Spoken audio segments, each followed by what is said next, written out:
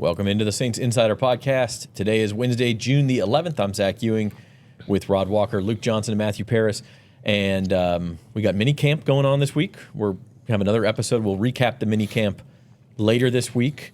But you got fans out there. It's like the off season's coming to an end, and we got training camp coming up. So it's it feels like that time of year. I think this was yesterday was Matt's first time being out there watching a practice with fans. I'm actually curious what your take is on this. A lot of loud kids who love Alvin Kamara. Back to you. Yeah. AK is always a big draw. I think Shaheed got a lot of love yesterday. And one of the interesting things is like the players are now wearing their names on the back of their practice jerseys, which is a new thing under Kellen Moore. So like the kids were shouting for everybody. They were like, Austin. Kevin Austin's turning around waving to the crowd. It's like Kevin Austin was never going to get people calling his name, at least based on his current statistical profile, right? So that was pretty cool. I think it's nice. And it's an opportunity for the fans to get their first look at the quarterbacks, which is obviously such a huge topic going into this season. I don't think the Saints really gave them a lot to pick over yesterday, but it was a chance to see what those guys look like in the flesh. We should also talk about how hot it was yesterday. Which explains is it hot? Which explains leg day today. Yeah, that was like it was funny going into the locker room yesterday and hearing all the guys who like this was like their real introduction to the heat. Because like guys, I think Chris Rumph was in there just like, man, like that was brutal. And Brian Brzez's like, yeah, it gets worse, man. Like that was like a 7 out of 10 on the New Orleans heat scale. Yeah, Cam Jordan had finished up his media availability, and in the Saints locker room, he always sits like where this TV is, and so he kind of sits on like this desk. Oh, you're gonna hit us with TMI. And here. I accidentally put my hand where he was sitting, and it was just drenched. And I said, "Oh my God, never again." Anybody got a towel? So yeah, it was. Matt, I talked to Will Clapp about it. He had been here before, but he said he had kind of forgot that. He's been out in California the last 2 years, so he said, man, this was kind of a welcome back home thing for him. He just couldn't believe how hot it still is here. But I really think every year you kind of have to, like I was out at the LSU baseball series over the weekend, and just spending like 15 minutes outside, you're like, man, you forget how much it affects you. Yeah, and that's just like standing there or sitting there. Exactly. Right. And these guys are out there running full speed. Like, kudos to them. Could not be me. Yeah. It's tough. So we'll kind of recap minicamp on Friday's podcast, but today we're going to go a little bit different direction. The Saints have $29 million in cap space left, which has to be like a June 11th record. When was the last time they had this much space this late in the offseason? I don't know. What I do know is that they're probably going to use it because this is the Saints. Maybe they could. You can roll cap space over, which like they are going to have to contend with some dead money from Derek Carr's contract next year. They are a team that is rolling into a season with 2 inexperienced, unproven quarterbacks. Like they could be like, you know what? Let's roll that in next year. Let's have that once we have an idea of what we got. But then again, you are correct. You are correct in saying that this is a team that has traditionally gone for it, and we have seen them host a number of kind of name guys in recent days. Yeah, and so we'll start with a couple of guys that we know that they've had on visits. And the first one is Gabe Davis, who was here on a visit. Was it early this week, over the weekend? It was scheduled. I don't know when it actually happened. Okay. So Gabe Davis, former Bills receiver, spent last year with the Jacksonville Jaguars, had a bad year. They released him. So he's out there. He's 6'2". The type of guy who you could see helping, has a ceiling that we've seen in Buffalo, at least, to where maybe he provides another target for Tyler Shuck or Spencer Rattler. You guys on the Gabe Davis train? Yeah, I think I'd prefer Keenan Allen, right? Maybe that's just not going to happen. Yeah, maybe he's just at the stage of his career where he wants to go to a contender. I think it's safe to say the Saints are not that. Going into a season with inexperienced, unproven quarterbacks. But, I think Gabe Davis would check a box that we've been looking for on this team. I don't know if he's really the guy who's going to go win a 3rd and 5 route for you.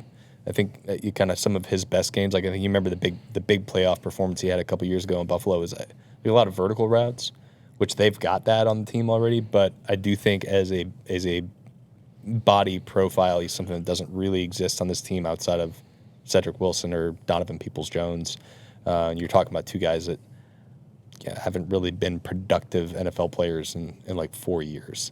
So I think I'd be very much for it on like a buy low, come in and prove it. You're probably not going to get a bunch of targets, but like maybe you will if our top guys can't hold up the way they haven't been able to hold up in recent years.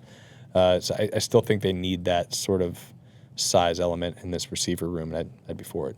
It seems like every time they get a 6'2" guy, everybody says, "Oh, this is the guy they need." So this is another one, along with Bud Means, in addition to the ones you've already said. So, he's a guy that I think he's averaging like 17 yards per catch in his career, which is kind of a crazy number. But I don't know if he's that Michael He's had a couple Thomas. like 90-plus yard touchdowns, I think. Yeah, I mean, in Buffalo. had a bunch of big plays. But that's you're right, Luke. Like he's not the guy who's you think of as the 3rd and 5 target, right? Like he's big, but that's not his game. Which is really what we're talking about them missing, right? Exactly. It's not, they don't need necessarily the big guy just for the size. You don't just need the number on the they roster. need the contested catch. They need the contested catch guy, which I don't know if Gabe Davis is that. Like again, I think at his best we've seen him be a vertical receiver, which I think they have in spades already on this roster. That said, like I still think that he could bring an element of physicality that they don't currently have. I think even if he hasn't traditionally been that guy throughout his career, I think I'd still feel more comfortable having him on the team versus like we got to go to Shaheed, Olave, or Cooks on those got to have it downs when they could get bodied up by bigger players. It's just a fact with their size. Any idea on what kind of terms we'd be looking at with Gabe Davis, man? Well, he has $11.5 million still paying. Like the Jags are still paying him that money. So, and he has offsets. So there's no incentive for him to take a bigger contract. I assume you could get him on the minimum because Jacksonville is still paying him. And then also, he's coming off a meniscus injury. He was really unproductive in Jacksonville last year. He signed a 3-year deal. They released him after 1. It would be a fine signing. I mean, it's nothing super exciting. I don't think it would add the size that they need. Like, the Saints are only one of 2 teams that don't have a receiver taller than 6'2". So,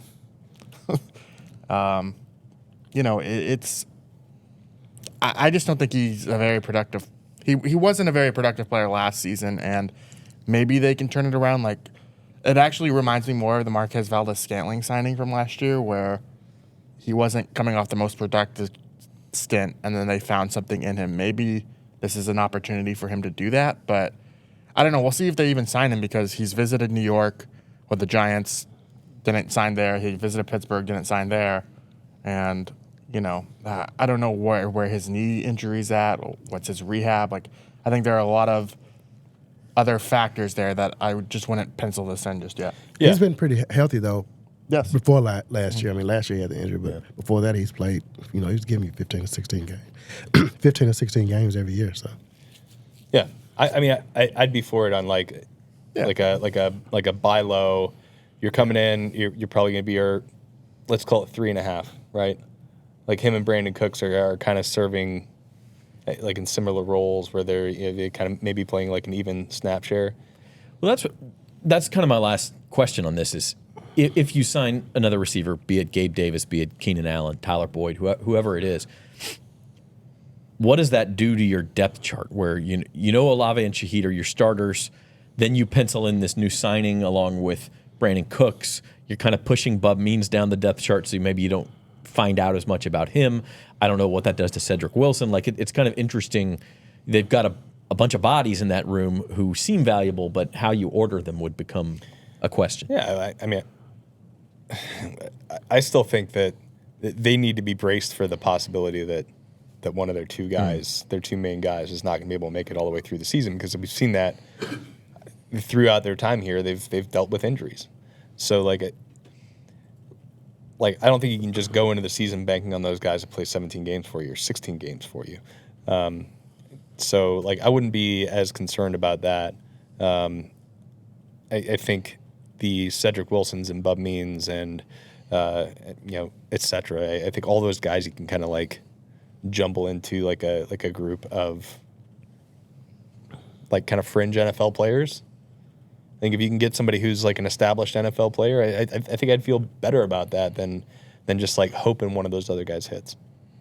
Yeah, I mean, we've all seen the games where they have a receiving crew out there that looks like a preseason game, maybe having some experience, some familiar names. Yeah, well, like I mean, Cedric Wilson's done it, right? He's done it in the past, but he hasn't done it for like 3 years.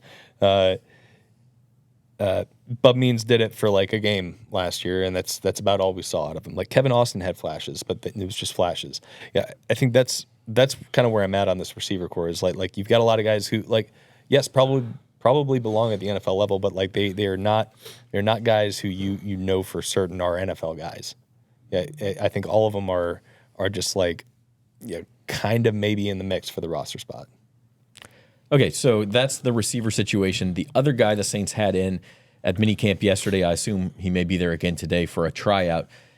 That's a familiar name, is Cam Akers. He former Rams running back, former Vikings running back. He's had some productive seasons. Rod, you were able to talk to Cam a little bit. Another guy is a little bit hard to see where he fits on a depth chart if the Saints are interested, but another buy low candidate. Yeah, you look at that Saints running back room. I mean, it's 6, 7 guys. I can't remember what it is. So it's a big number. And I was looking at the Eagles roster last year. They only had 3 They only carried 3 running backs. So I mean, there's not a lot of room. You think AK is? I mean, Allen's going to be there. Kendra and Devin Neal. You kind of like both of those chances. You like their chances. And then you got Clyde and you got who am I leaving off? Jones. I think it's just. Valadie? I think he just pronounces it Xavier. Xavier Valadie, and then Yarns, Marcus Yarns. Yeah. So I mean, it's a lot of people in there. So I think it'll be tough for Cam to make this. Well, he didn't even he's not even on the team yet. But I mean, I just don't know if there's a lot of room for this, because if he's only keeping 3 running backs, and I just don't. I think it's gonna be tough for him. But I do think he brings a lot of. I mean, he's done it before, but he has an injury with. He's torn both Achilles, came back from one really, really early, and so yeah, he's gonna have a tough shot making the team. But he is a good. He has a skill set that they like. I think this is a shot across the bow to Kendra Miller. Yeah, because they brought in Cam Akers, and I think it was Jeremy Fowler of ESPN reported that they were also kicking the tires on Nick Chubb. Before he signed with the Houston Texans, I think they're clearly saying we want to add to this group. We want to give Kendra Miller some competition and light a fire on her. We saw it just last week at OTAs where he was working with the second team offense. They had Marcus Yarns and Devin Neal. Well, on the second team, and Clyde Edwards-Helaire, I think, were working with the first team offense, and he was behind an undrafted rookie at that stage, and who knows what that actually means. Maybe they just wanted him to get comfortable with the RPO mesh with Tyler Shuck, who was on the other side of the field. Who knows? But I don't think I'm fully, even though I really like what we've seen out of him in flashes, I don't think I'm fully bought into this team being fully committed to keeping Kendra on the roster. No, I think running back might be one of the most wide open competitions on the roster. Behind AK. Behind Kamara. You have a clear starter there, but we've seen the importance of having a number 2 guy that can spell. And, when the offense was really firing here, you think of Ingram and Kamara and just that duo. And a lot of teams now have duos running back by committees, and you just need that second guy. And I think the way it's unfolded so far, I would bet that Devin Neal is that number 2 rather than Kendra Miller, just how it's gone so far. But I also don't think a 6th-round rookie, it gives you the chance to try and add someone to see what there is. So, yeah, they add at running back, I wouldn't be surprised at all. That if Cam Akers was on the team, that group from would have been awesome 3 years ago. Yeah. Cam Akers was probably borderline Pro Bowler in LA. He gets hurt, and he basically got Wally pipped by Kyron Williams. When he came back, he was just not in the Rams' plans anymore. Mississippi boy as well. Yeah, born and raised. He was really highly recruited coming out of high school. He was, number 1 running back in the country that year, with above Najee Harris and who else was in that class? I can't remember who else, but it was a pretty good running back class, and he was really highly touted. it was. And he played quarterback in high school. I asked him about that yesterday. I was like, man, you could be like a Taysom Hill. And he said, yeah, I wouldn't mind doing that. So When I walked in the locker room yesterday and saw Cam Akers sitting down, I'm like 5, 4. There's Rod. There's Rod. You got like a magnet to the Mississippi guys in the roster. Yeah. And I saw you walking away with him. I heard you say something about JT Gray. I'm like, man, Rod is in his element, baby. He loves these Mississippi guys. I don't know. I think that's something they could still add to. I don't think they're going to be done at running back. That's like a position where we see a lot of turnover over a course of a summer of a season. A lot like name guys will be cut at the end of camp. It happens every year. Yeah, for sure. Okay, so those would be both kind of low-cost additions. We're going to take a quick break. When we come back, we'll talk about maybe some more who would take a bigger chunk of that salary cap space of that $29 million right after this on the Saints Insider. There's no better place to parlay than Caesars Sportsbook. With Quick Picks, you can tap right into pre-built, ready-to-bet parlays right from the home screen. And if you miss tip-off, no worries. You can play same-game parlays live during the action. Plus, it's never been easier to find and bet on the biggest matchups of the day, so you can keep up with all the action. Caesars Sportsbook, proud partner of the NBA and the only sportsbook app with Caesars Rewards. Download it today. Welcome back to the Saints Insider Podcast. Moving on with some of our, how do the Saints finish this offseason from a transactions point of view. Subscribe to the Saints at NOLA.com YouTube channel, posting videos from OTA, minicamp now, practice and interviews. We got a couple new ones up just since yesterday, and we'll have more today. So make sure you subscribe to the channel, hit the like button, and sign up for notifications so you know when we go live. Moving on now to some guys, maybe bigger fish. Asante Samuel. This is one we heard a couple weeks back. Going to command a higher salary than these other guys. Also coming off of an injury. Supposedly, what is it, Matt? He's getting a checkup in early July. Is that what we're waiting on here, you think? He's obviously got ties to Brandon Staley, former Chargers corner.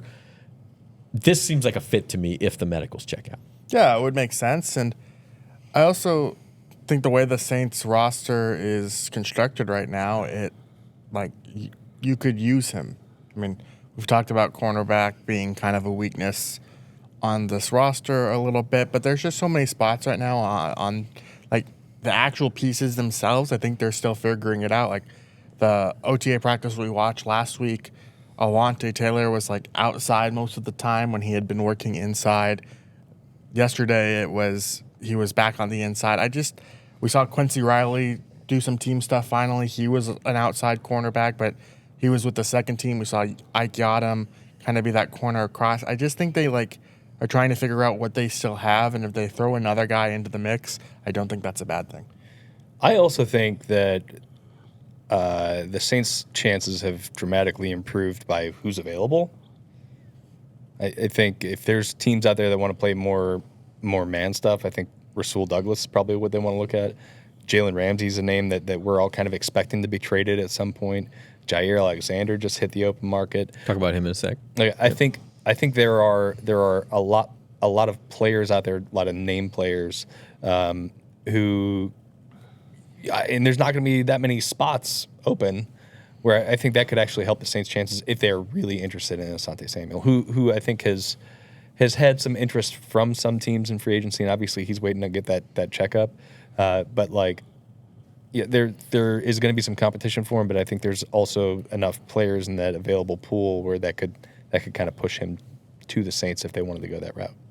Rod, you've been beating the drums for a corner for a while now. I think you identified the secondary, which used to be such a strength of this team, as man, they still need help there. Yeah, to me, if you get any of these guys that Luke named, I think that, for me, that kind of changes my whole outlook on the season as far as how good the defense can be. Because I think that's just, I think that just the one guy can just make that big of a difference for this for the secondary. Obviously they brought in, Justin Reed to play safety, but I think if you get a really solid corner, it just makes me feel a lot more confident about that group. So, yeah, you're not all of a sudden you're not asking Kool-Aid McKinstry and Quincy Riley to like man the outside corner spots, which just seems like a bad idea. Right. I mean, there's some really good receivers in this NFL those guys got to go up against, and we haven't really seen Kool-Aid in that thrown in the fire like that. So this will kind of take some of that burden off of his shoulders.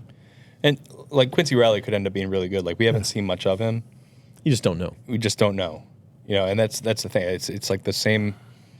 It's the same reason the Saints are kind of have these low win projections, because you just don't know what they're going to get out of quarterback. Like I don't think it'd be reasonable to expect them to go much better than 5 wins this season, because like how many teams take a second round quarterback and have him start right away and it goes well?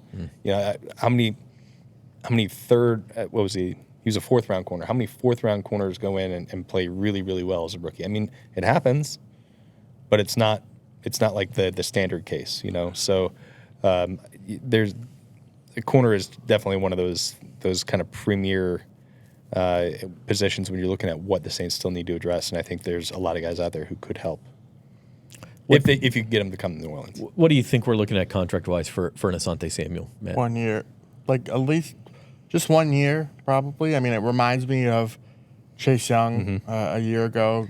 You take a gamble on him, and it was like 1 year, $13 million. That seems a little high for a cornerback, but yeah, 1 year. I was looking like cornerback's a weird position where like there's a lot of guys make like 18 million. Like the top cornerbacks make like from 30 to 18 million, and then there's like a fall off to where like it's like 14 million and down. So 1 year, 10 million maybe would be my guess. Yeah, I was going to say like 8 or 9 with like some performance escalators written into it. And like you guys said, the market seems a little depressed for corners right now, so that may work in the Saints' favor too. Right. Yeah. I mean, I think you're spot on with the Chase Young comp. I mean, he signed for 1 year, 13, but like that was baked into that were a lot. Well, and baked into that were like a lot of. Okay, you need to hit these benchmarks for playtime, or otherwise you're not going to earn that $13 million. Yeah, he would have lost money if he was unavailable. Right. So, like, I think that to me is, and that for him, I mean, he's still 26 years old. He's very young, so he is somebody who could afford to sign like a 1 year deal where he can show like I've put this injury stuff behind me.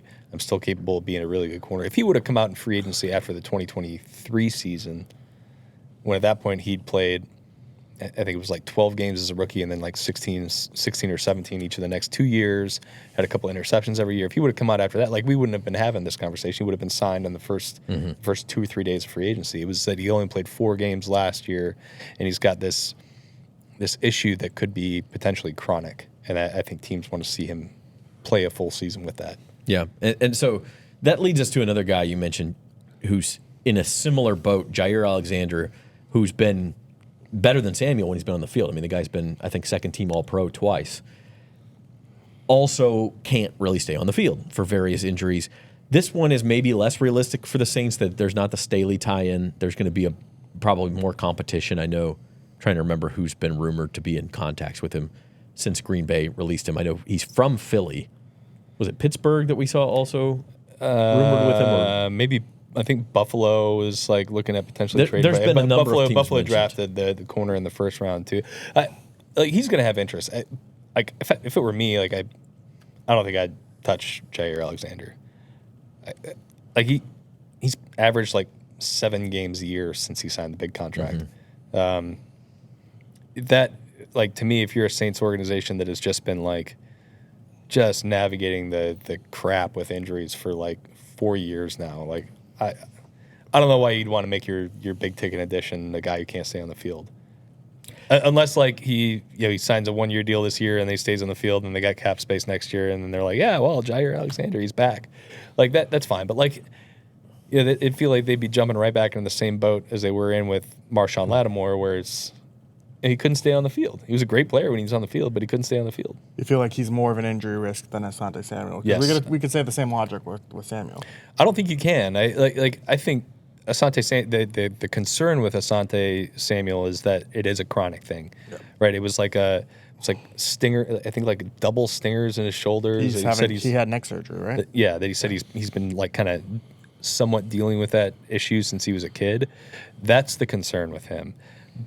But it's only been really 1 year of injuries. Yeah.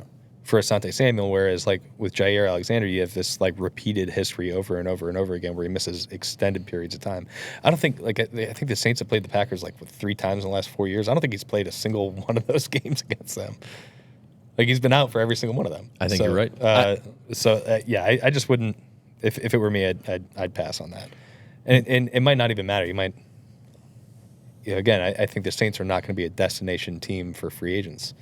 So even if they were interested in him, if he's got interest from Buffalo, Philadelphia, like what are no you picking? brainer. You're signing the 2 teams that have Super Bowl aspirations this year. It sounds like you are maybe a little more on board with the idea of it if the Saints could do it.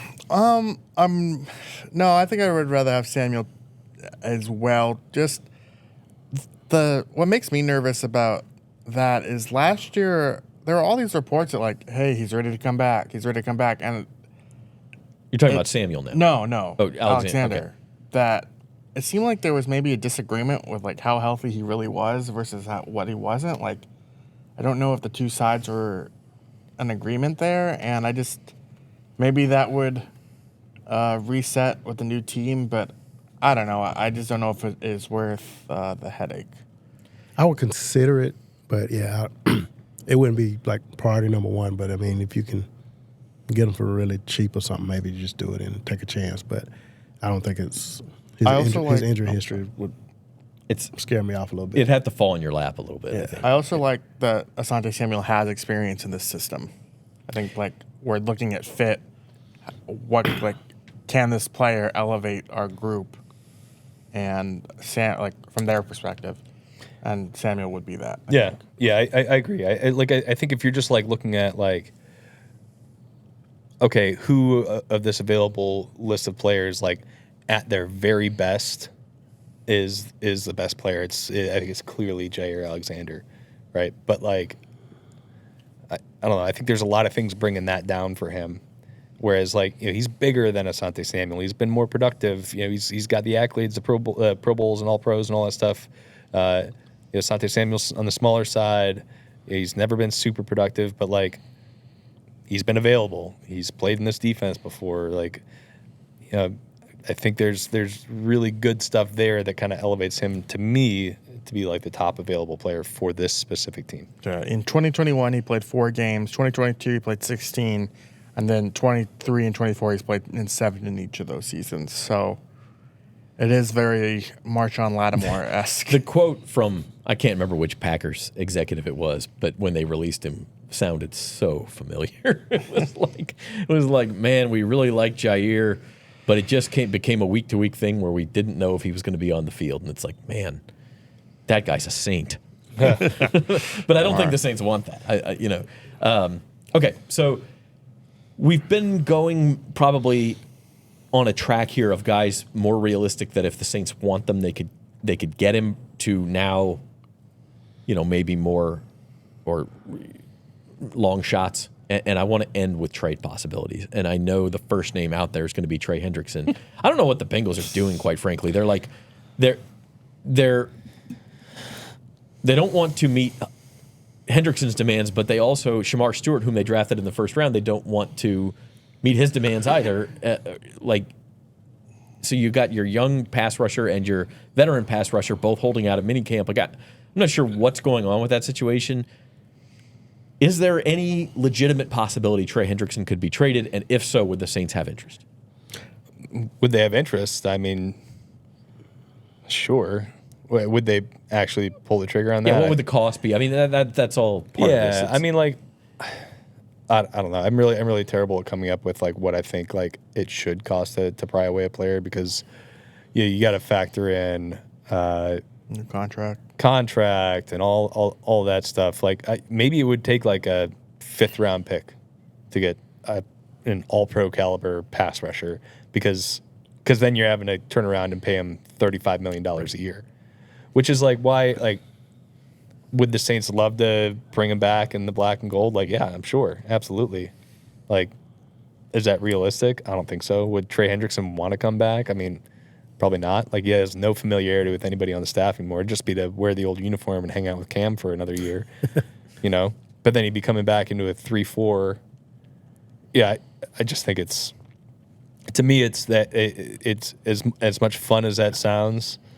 Bringing the gang back together, that just feels like so far out on the edge of possibility that I'm not even entertaining it right now. For me, Trey he's been very productive, obviously, but he's turning 31 this year. That's another big thing. It doesn't really seem like he's that old, I guess, because you don't realize that he was here for 4 years. But yeah, so to me, getting a guy who's about to turn 31 doesn't seem like the best thing to do right now. You also have to consider it from the Bengals' perspective. This is a team trying to win a Super Bowl. Luke might pick him again. Oh, Luke will pick him again. I am wearing my orange today, aren't I? Yeah, okay. But they just, I know that there's only so many resources that you can't pay everyone, but their window is now, and they have no incentive to trade Trey Hendrickson. I can't figure out what the hell they're doing. Yes, but they don't. They're kind of notorious for They're this. they're trying to play hardball. They're trying to be cheap, but sometimes hardball and cheap works in the NFL. Like, this isn't, guys can hold out all they want, but eventually when those paychecks start to miss, a lot of them cave. So that's probably what they're banking on. Is he still on that $15 million a year contract he signed with them originally? I guess it was after the 2021 season. 2, 3, 4, 5. Yeah, so this would be the last year of a. Yeah, he has 1 year left on it. Yeah, I'm just guessing. I think it was a 4-year, $60 million deal. So yeah, he's vastly underpaid, and he's probably running out of opportunity to get like the big, approaching Myles Garrett salary. So I totally get it from his end. I think the Bengals should just suck it up and sign him to a 2-year, $70 million extension. This is an aside, but the Bengals get off to a slow start every year because every year they're dealing with some BS in training camp. And maybe those two things are connected, maybe they're not, but it's like they're doing it to themselves again. I don't know. Bengals going to Bengal. Okay. Anybody else that we have not mentioned on this show that you think the Saints should or will have interest in? The guy out there that I really like as a potential fit, I don't think there's any chance that they sign him because he's very much like a mercenary for contender team. But I think Zidarius Smith would be awesome in this defense. Name too. Yeah. He's a guy who's just been productive at every stop. I think he had 5 sacks after he was traded to the Lions last year midseason to finish with 9. He's done it in 3-4 defenses. He's done it in 4-3 defenses. He is just gonna definitely get you 8 to 12 sacks every year. He's still out there. I don't think the Saints are going to be the team that lands him. I think he's probably just I'm just going to wait, let the mandatory minicamp finish out, and then sign with whatever contender wants me. Chiefs or he said he wanted to go back to Detroit. I think Detroit. Yeah. I think that's more realistic, but that's pipe dream number 1 for me. Anybody else, guys? Any love for Kirk Cousins? Nope. Turns out nobody has any love for Kirk Cousins. Not Jameis Winston either. Sorry, Cam. Yeah, Cam. I still don't. I don't even think they sign a veteran. What do you think? Nope. Yeah. I think they would have done it by now. Yeah. Yeah, why wouldn't you, if you wanted a veteran QB, you get him in for minicamp, right? That would make way more sense. So I guess, really, we kind of exhausted the options outside of maybe some minor signings here or there. So bottom line, do the Saints have one more significant move in them before training camp? I think they do. I don't know how significant. Yeah, I don't know if it's going to be Keenan Allen or trading for Jalen Ramsey or whatever, but they've got 2 open roster spots right now. And they're cycling a bunch of guys in as tryouts, and we're starting to see a lot of action on the veteran free agent market now that post June 1's hit. The player's been cut, they've retired, etc. I think this is going to be the time stuff will happen if it's going to happen. Can we consider contract extensions to be? I think so. Who are you? Chris Olave would be. You would be incentivized to do him now, ahead of the 5th-year option. Lante Taylor? Yeah, Lante Taylor. Trevor Penning, maybe. Who are the next receivers with contracts coming out? I guess it'd be who were in Olave's class? Oh, Well, yeah, come on, Terry. Go ahead. Yeah, Terry I know McLaurin needs a Terry new deal. McLaurin, Pay the but- man. But Jameson Terry Williams? McLaurin's going to be a third contract Yes. player. Like who are like the players who could be potentially resetting the market here? I don't think Olave's going to be like a top of the market player. Was Zay Flowers in 22? Jameson Williams? Jameson Williams, I think, was in that class. 22 was a good receiver class, if I remember right. They're all good receivers. Was that Devontae Smith in that class, maybe? Yes, he was. Yes. No, he was 21. He was 21, I think. He won the Heisman in the COVID season, I think. So that would make him 21. Drake London, Garrett Wilson. Drake London would be a good Yes, one. Yeah. Jameson Williams. Yeah. Already. Garrett Wilson, Jameson Williams, yeah. That was the first round. Jahan Dotson. Okay. George Pickens. Jahan Dotson. That's guy. Yeah. So Kellen Moore's guy dialed up a huge Super Bowl play for him. that's actually a good point, is we should be on extension watch too. I mean, going into training camp. Well, right? I think the player who's more likely to get an extension before Olave, just because they have time. He's under contract for 2 more years. And I don't think he's going to be a top of the market player. Obviously, it will get more expensive the longer they wait for him. But I think the player who's more likely to sign an extension this summer or like leading into the season is Rashid Shaheed. Yeah. So he's on the last year of, I think he's making $6 million this year. He's vastly underpaid. And I think it would be smart on their end, if they are comfortable with the health for Shaheed, to sign him before he's able to do what he did last year over like 6 games over a full season, when he's got 1,200 receiving yards and 17 40-yard catches. And to be clear, I don't know if they're talking to Olave or Shaheed's camp yet. This is the time of year where you try and nail down some of this stuff. yeah. You get it done in camp. Well, we will keep an eye on it. And as I said, we're going to go back out to mini camp practice here on this Wednesday, and we'll be back Friday to kind of wrap up what we saw and observed from out at practice. So until then, Norman Bell was our producer today. For Rod Walker, Luke Johnson, and Matthew Paris, I'm Zach Ewing, and this has been the Saints Insider.